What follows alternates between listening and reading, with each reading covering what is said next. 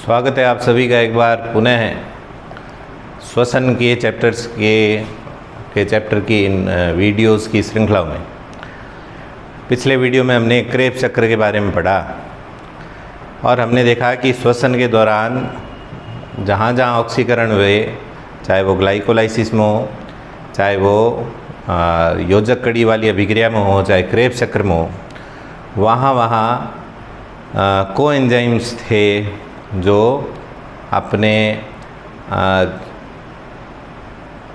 अपचयित रूप में कन्वर्ट हो गए थे। मुख्य रूप से दो कोएंजाइम्स थे, NAD+ और FAD+। ये इन्होंने हाइड्रोजन और इलेक्ट्रॉन जो ऑक्सीकृत हो रहे थे पदार्थ उनसे ग्रहण कर लिए और स्वयं अपचयित रूप में कन्वर्ट हो गए NADH+H+ में और FADH+H+ में।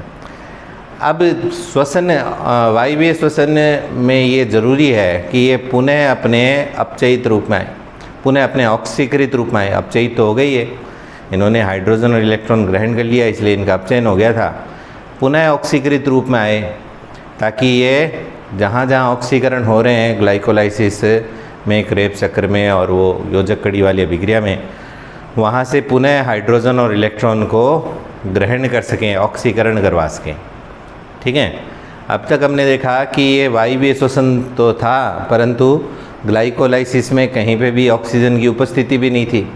और आगामी दो अभिक्रियाएं जिनमें पायरुविक अम्ल से एसिटाइल कोएंजाइम A बनना और क्रेब्स चक्र की जो अभिक्रिया थी, वहाँ पे ऑक्सीजन की उपस्थिति ज़रूर होती है, परंतु ऑक्सीजन प्रत्यक्ष रूप से उनमें इन्वॉल्व नहीं होता है, प्रत्यक्ष रूप से भाग नहीं लेता है। ऑक्सीजन अंतिम ऑक्सीकारक है श्वसन की क्रिया का, और ये जितने भी NAD.2H और FAD.2H बने, ये अपने अपने हाइड्रोजन और इलेक्ट्रॉन लास्ट में ऑक्सीजन को दे देंगे, जिससे ऑक्सीजन जो है वो जल में कन्वर्ट हो जाएगा और ये NAD.2H और FAD.2H पुनः ऑक्सीकृत होकर NAD+ और FAD+ के रूप में लौट आएंगे और श्वसन की ऑक्सीकरण की प्रक्रियाओं को जारी रखेंगे। ठीक है।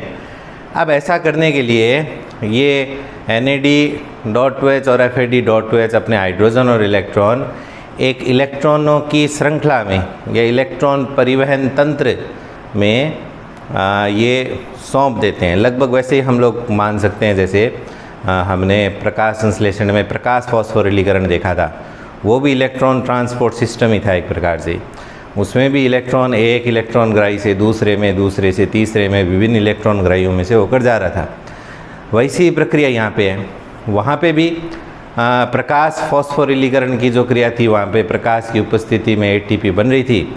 यहाँ पे भी ATP का निर्माण होगा और ये ATP का निर्माण चूँकि ऑक्सीजन की उपस्थिति में होगा, इसलिए इसको कहेंगे ऑक्सीडेटिव फॉस्फोराइलेशन। वो प्रकाश की उपस्थिति में था, ATP बन रहा था, इसलिए उस क्रिया का नाम था फोटोफॉस्फोराइलेशन। ये ऑक्सीजन की उपस्थिति में होगा, इसलिए इसका दूसरा नाम ऑक्सीडेटिव फॉस्फोराइलेशन। तो इस टॉपिक को हम लोग देखेंगे, इसको हम इलेक्ट्रॉन ट्रांसपोर्ट सिस्टम, ठीक है, इसको कुछ किताबों में श्वसन श्रृंखला भी कहते हैं, रेस्पिरेटरी चेन, और एक नाम अभी बताया था ऑक्सीकीय फॉस्फोरिलीकरण या oxidative photophosphorylation, electron transport system, electron transport chain, ऐसे कई सारे इसके नाम हैं।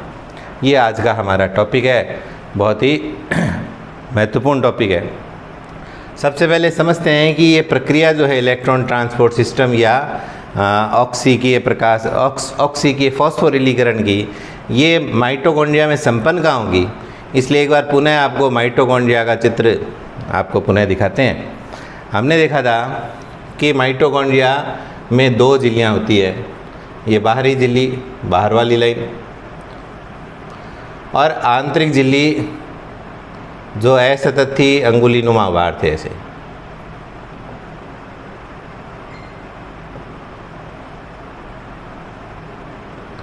ठीक है।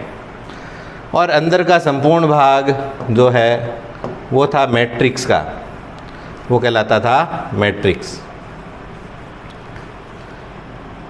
जो क्रेब्स चक्र और उससे पहले जो योजक कड़ी वाली जो अभिक्रिया थी वो तो उस मैट्रिक्स में संपन्न होती है, मैट्रिक्स में, इस आधात्री में, मध्य का जो रिक्त स्थान है जहाँ पे डीएनए दिख रहा है, राइबोसोम दिख रहे हैं, है ना, वहाँ पे योजक कड़ी वाली अभिक्रिया और क्रेब्स चक्र संपन्न होता है। जबकि इलेक्ट्रॉन परिवहन तंत्र जो है वो माइटोकॉन्ड्रिया की आंतरिक झिल्ली पर संपन्न होने वाली क्रिया है, इस आंतरिक झिल्ली पर संपन्न होगी, ठीक है, आंतरिक झिल्ली पर संपन्न होने वाली प्रक्रिया है। तो अब इस प्रक्रिया का हम लोग वर्णन देखते हैं।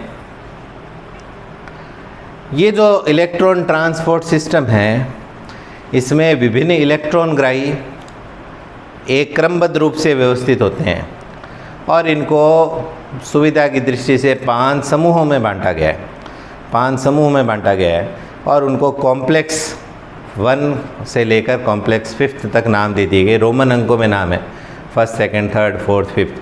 तो ये पहले देखते हैं ये कॉम्प्लेक्स कौन कौन से हैं, कौन कौन से संकुल जो इलेक्ट्रॉनों को ग्रहण करके आगे भेजते रहेंगे और अंत में जल का निर्माण होगा, ऑक्सीजन को ये सुपुर्द करेंगे उन इलेक्ट्रॉन्स को, वो देखते हैं वो 5 कॉम्प्लेक्स कौन कौन से हैं। तो इस टेबल में आपको दिखाया गया है 5 कॉम्प्लेक्स कौन कौन से हैं, इनके नाम अपने को याद रखना होगा। और अगला जो चित्र हम लोग देखेंगे जिनमें ये कॉम्प्लेक्स किस रूप से व्यवस्थित हैं, किस प्रकार से इलेक्ट्रॉनों का इनमें से होकर प्रवाह होता है, उनका अध्ययन हम लोग आगामी स्लाइड में देखेंगे। 5 कॉम्प्लेक्स में पहला कॉम्प्लेक्स का नाम है FMN और इसके साथ में 2 सदस्य, इसके कॉम्प्लेक्स फर्स्ट के सदस्य 2 हैं, FMN। FMN पूरा नाम फ्लेविन मोनोन्यूक्लियोटाइड, फ्लेविन मोनोन्यूक्लियोटाइड। साथ में NAD.2H डिहाइड्रोजिनेज या NADH+H+ डिहाइड्रोजिनेज, ठीक है, एंजाइम हो गया साथ में। दूसरा जो कॉम्प्लेक्स है उसमें यूबीक्विनोन है, यूबीक्विनोन का दूसरा नाम कोएंजाइम Q है, यूबीक्विनोन कह दो, शॉर्टकट में UB लिखेंगे हम लोग, यूबीक्विनोन, नोन है इसका मतलब ये कीटोन है, ये ध्यान रखना है अपने को। और इसका दूसरा नाम है कोएंजाइम Q, कोएंजाइम Q, दोनों में से एक नाम हम लोग काम मिलेंगे। साथ में एक एंजाइम और है इसका सदस्य, वो है FAD.2H डिहाइड्रोजिनेज, FAD.2H डिहाइड्रोजिनेज, ठीक है।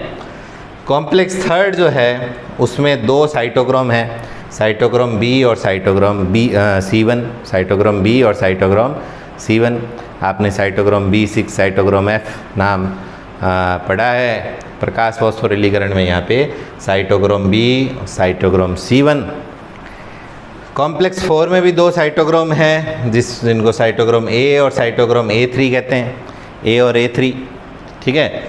ये A और A3 जो, और साथ में इनमें 2 कॉपर केंद्र भी पाए जाते हैं, 2 कॉपर केंद्र युक्त हैं, ठीक है। और ये आपको एंजाइम्स खनिज पोषण वाले चैप्टर में मैंने आपको बताया था कि इन साइटोक्रोम्स में या इलेक्ट्रॉन परिवहन जो तंत्र में या तो कॉपर के विभिन्न Cu+1 और Cu+2 ये आपस में इंटरचेंज होते रहते हैं, है ना, इनका ऑक्सीकरण अपचयन होता रहता है, या फेरस और फेरिक में ऐसा होता रहता है, ठीक है।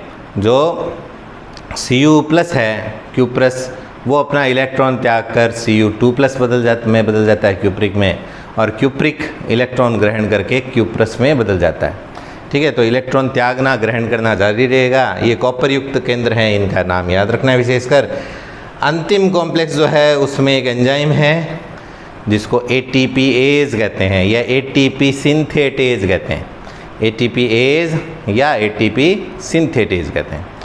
तो ये 5 कॉम्प्लेक्स माइटोकॉन्ड्रिया की आंतरिक झिल्ली में व्यवस्थित रहते हैं और इनमें से होकर इलेक्ट्रॉन एक से दूसरे में, दूसरे से तीसरे में स्थानांतरित होते रहते हैं। अंत में इलेक्ट्रॉन और हाइड्रोजन आयन ऑक्सीजन को दे दिए जाएंगे। ऑक्सीजन अंतिम ऑक्सीकारक है जिसका अपचयन हो जाएगा, ठीक है, ऑक्सीजन का अपचयन हो जाएगा जिससे जल का निर्माण होगा, ठीक है। तो देखते हैं किस प्रकार ये प्रक्रिया होनी है। ये माइटोकॉन्ड्रिया की संरचना से संबंधित एक चित्र बनाया मैंने। इसमें ये माइटोकॉन्ड्रिया की बाहरी झिल्ली दिखाई है, काफ़ी मोटी दिखाई है, हम लोग चित्र में पतली सी दिखाते हैं। ये माइटोकॉन्ड्रिया की आंतरिक झिल्ली, ये इतना बड़ा ब्लॉक। माइटोकॉन्ड्रिया की आंतरिक झिल्ली में हमने देखा था F1 कण, और ये अंदर धंसा हुआ F0 है ना, F1 और F0 कण, ये हमने देखा था। दोनों झिल्लियों के बीच में रिक्त स्थान, इंटरमेम्ब्रेन स्पेस या पेरी माइटोकॉन्ड्रियल स्पेस, वो ये है। एक बार इधर तुलना करके आपको बता दूं, ये बाहरी झिल्ली, ये आंतरिक झिल्ली।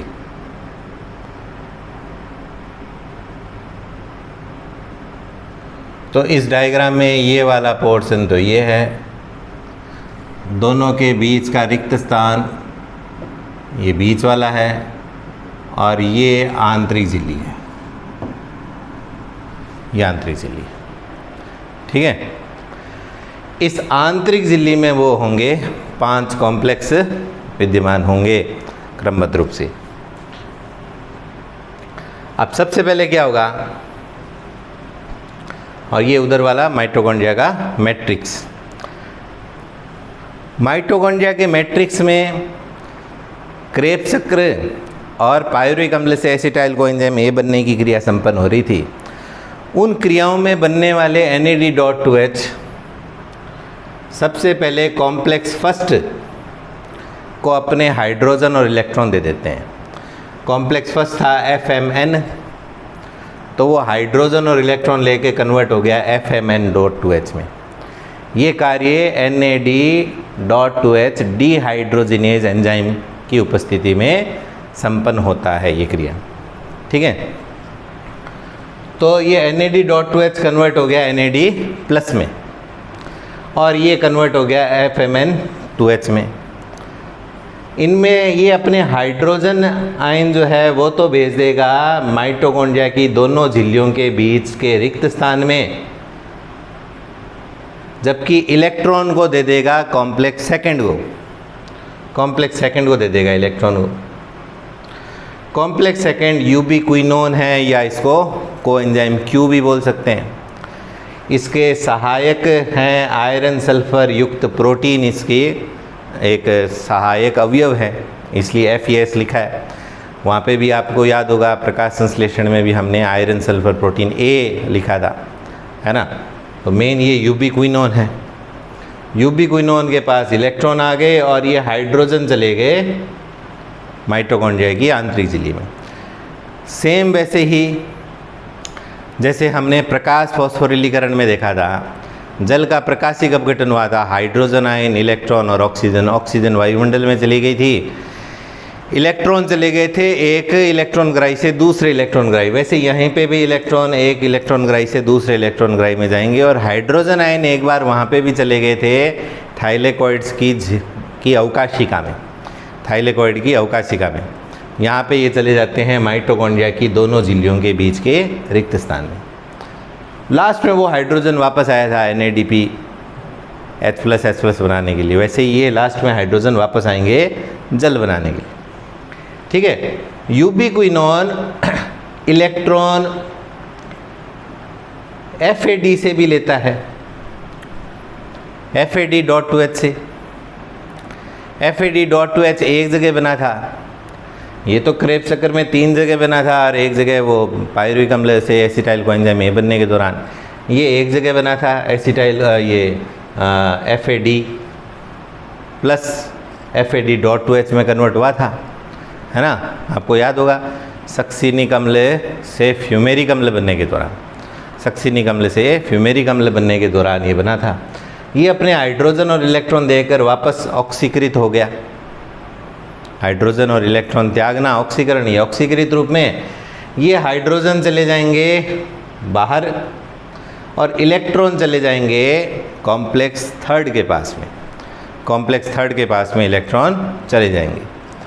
कॉम्प्लेक्स थर्ड में आपको अभी नाम देखा था हमने साइटोक्रोम बी और साइटोक्रोम C1। तो साइटोक्रोम बी से चले गए साइटोक्रोम C1 के पास में कॉम्प्लेक्स थर्ड में।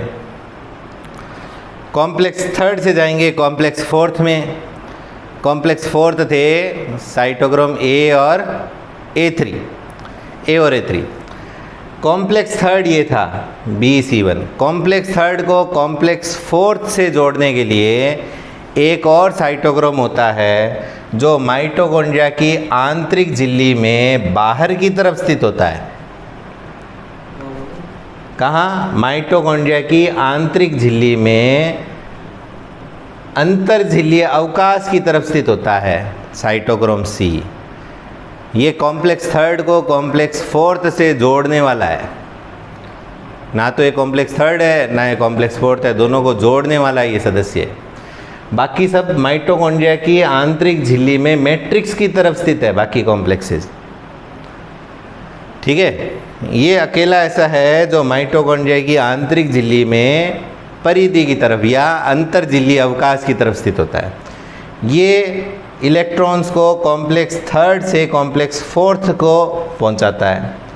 कॉम्प्लेक्स फोर्थ ये है साइटोक्रोम A और साइटोक्रोम A3 जो दो कॉपर केंद्र युक्त होते हैं, दो कॉपर केंद्र युक्त होते हैं। ठीक है, ये आपको बताया था इसको ऑक्सीसोम बोलते हैं। ये टेनिस के रैकेट नुमा संरचना, अंदर दंसावा भाग और एक शीर्ष भाग है ना। इसका हमने माइटोकॉन्ड्रिया की संरचना में भी चित्र देखा था। F1 कण, ये F0 अंदर दंसावा भाग। ठीक है, इसके अंदर कॉम्प्लेक्स 5 होता है। कॉम्प्लेक्स 5 का नाम ATPase। अब क्या होगा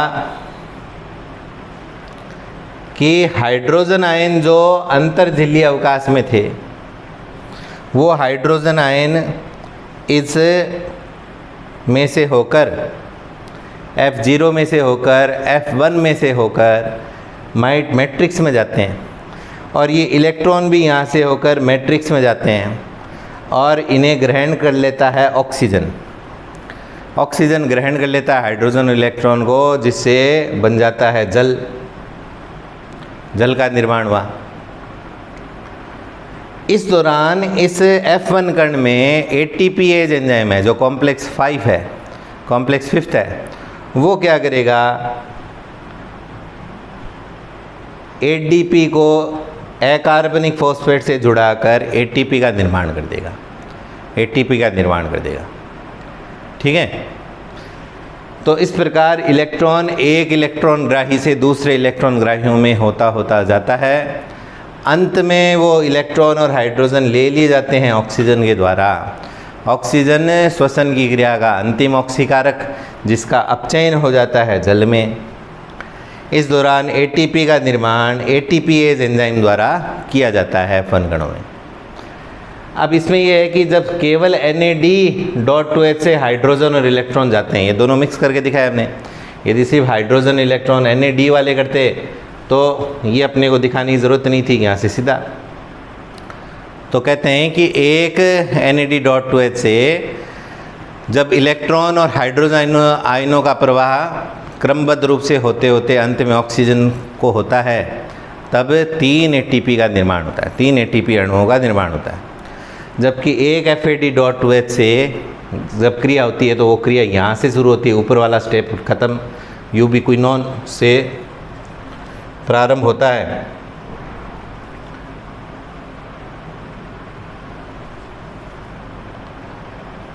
यूबिक्विनोन से प्रारंभ होता है वो, तब 1 से 2 ATP बनते हैं। एक बार पुनः इसका रिवीजन देखते हैं। ये कॉम्प्लेक्स फर्स्ट में इलेक्ट्रॉन गए किससे आए, NAD.2H से। ये NAD.2H कहाँ बना, पायरुविक अम्ल से स्टाइल कोएंजाइम A बनने के दौरान, और क्रेब्स चक्कर में 3 जगह बने थे, है ना। पहली जगह आइसोसिट्रिक अम्ल से ऑक्जेलोसक्सिनिक अम्ल में, फिर उसके बाद में दूसरा अल्फा कीटोग्लूटेरिक अम्ल से सक्सिनाइल कोएंजाइम A में, है ना। उससे और एक तीसरी जगह हमने देखा लास्ट में मैलिक अम्ल से ऑक्जेलोएसिटिक अम्ल के निर्माण के दौरान। तो वहाँ पे ये बने थे। उन्होंने अपने हाइड्रोजन इलेक्ट्रॉन इनको दे दिया, हाइड्रोजन चले गए अंतर झिल्ली अवकाश में और इलेक्ट्रॉन चले गए अगले कॉम्प्लेक्स के पास में। ठीक है, अगले कॉम्प्लेक्स FAD से भी इलेक्ट्रॉन ले सकता है, तो FAD से भी लेता है तो वो आगे चला जाएगा। यहाँ ध्यान देने की बात ये है कि यूबीक्विनोन जब इसका अपचयन होता है, जब ये इलेक्ट्रॉन और हाइड्रोजन ग्रहण करता है, तब ये यूबीक्विनोल में बदल जाता है। क्विनोन कन्वर्ट्स इनटू क्विनोल, है ना, नो न है अभी, बाद में नोल हो जाएगा। और जब वापस से इलेक्ट्रॉन वगैरह त्याग देता है, वापस क्विनोन रूप में आ जाता है। ये कॉम्प्लेक्स थर्ड के पास में, कॉम्प्लेक्स थर्ड में साइटोक्रोम B, साइटोक्रोम C1 था। कॉम्प्लेक्स थर्ड को कॉम्प्लेक्स फोर्थ से जोड़ने वाला साइटोक्रोम C है, जो कि अंतर्जिलीय अवकाश की तरफ स्थित है, बाकी सब मैट्रिक्स की तरफ स्थित है। आंतरिक झिल्ली में, आंतरिक झिल्ली में बाहर की तरफ स्थित है।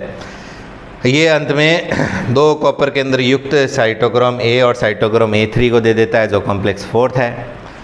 अब जो अंतर्जिलीय अवकाश में जो हाइड्रोजन आयन है वो, और जो इलेक्ट्रॉन इन कॉम्प्लेक्स फोर्थ के पास में है, ये F1 कण में से होकर ऑक्सीजन के पास चले जाते हैं। ऑक्सीजन अंतिम हाइड्रोजन ग्राही मान सकते हैं, इलेक्ट्रॉन ग्राही मान सकते हैं, अंतिम ऑक्सीकारक कह सकते हैं, जिसका अपचयन हो जाता है जल में। इस दौरान कॉम्प्लेक्स फिफ्थ जो ATPase एंजाइम है वो ATP का निर्माण करता है। एक NAD.2H से 3 ATP, एक FAD.2H से 2 ATP बनते हैं। ठीक है, ये ध्यान रखना है। अब हम लोग ये समझेंगे कि मैं बार बार कह रहा हूँ कि NAD.2H कहाँ बन रहे हैं, कि एक तो पायरुविक अम्ल से एसिटाइल कोएंजाइम A बनने के दौरान, एक क्रेब्स चक्र के दौरान। जो ग्लाइकोलाइसिस में बन रहे थे NAD.2H, वो यहाँ पे कैसे आएंगे? वो तो इधर है, इससे बाहर है, यहाँ से बाहर है, इधर है कोशिका द्रव्य में। वो यहाँ पे कैसे आएंगे, उसका लॉजिक हम लोग अगले वीडियो में हम लोग देखेंगे, जिसमें हम लोग सभी जो जितने भी ऑक्सीकरण, जितने भी जहाँ जहाँ भी ऊर्जा का लेना देना हुआ है, ऊर्जा खर्च हुई है, ऊर्जा उपयोग हुआ है, ऊर्जा की प्राप्ति हुई है ATP के रूप में, या फिर ये NAD.2H वगैरह बन रहे हैं, उन सब का हम लोग एक समरी देखेंगे और कैलकुलेट करेंगे कि कब 36 ATP बनते हैं ग्लूकोज से, कब 38 ATP बनते हैं। वो 36 ATP बनना और 38 ATP बनना वो एक्स्ट्रा माइटोकॉन्ड्रियल NAD.2H से, एक्स्ट्रा माइटोकॉन्ड्रियल NAD.2H मतलब माइटोकॉन्ड्रिया से बाहर वाले NAD.2H से। वो बाहर से माइटोकॉन्ड्रिया में आने के उनके 2 रास्ते हैं, किस रास्ते से वो आएगा उस पर निर्भर करेगा कि एक से 3 ATP बनने हैं या 1 से 2 ATP बनने हैं। ठीक है, वो प्रक्रिया हम लोग वहाँ पे देखेंगे। एक महत्वपूर्ण चीज़ मेरे को जो अवायवीय श्वसन पढ़ाते वक्त छूट गई थी, और उसमें ये था एल्कोहलिक फर्मेंटेशन वाली बात, आपको एक बता देते हैं।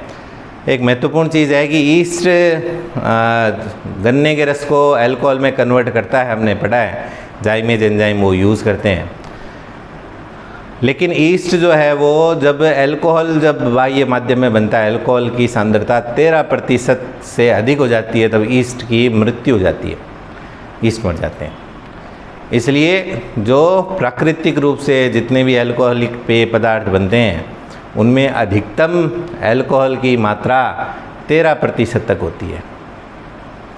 ठीक है, बाद में उनकी मात्रा को बढ़ाना वगैरह का कार्य उनको आसवन विधि द्वारा या विभिन्न प्रकार की अन्य रासायनिक विधियां प्रयोग करते हैं, उनके द्वारा उनमें अल्कोहल की मात्रा बढ़ाई या परिवर्तित की जाती है।